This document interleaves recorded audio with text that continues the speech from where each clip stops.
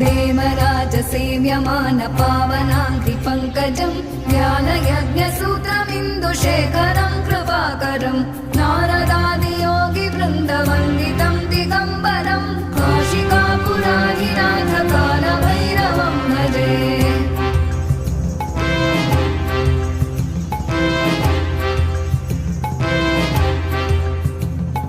भानुकोटिभास्वरं भवाभितारकं परं नीलकण्ठमीप्सितार्थदायकं त्रिलोचनं कालकालमम्बुजाक्षमक्षशूलमक्षरं काशिकापुराधिनाथ कालभैरवं भजे।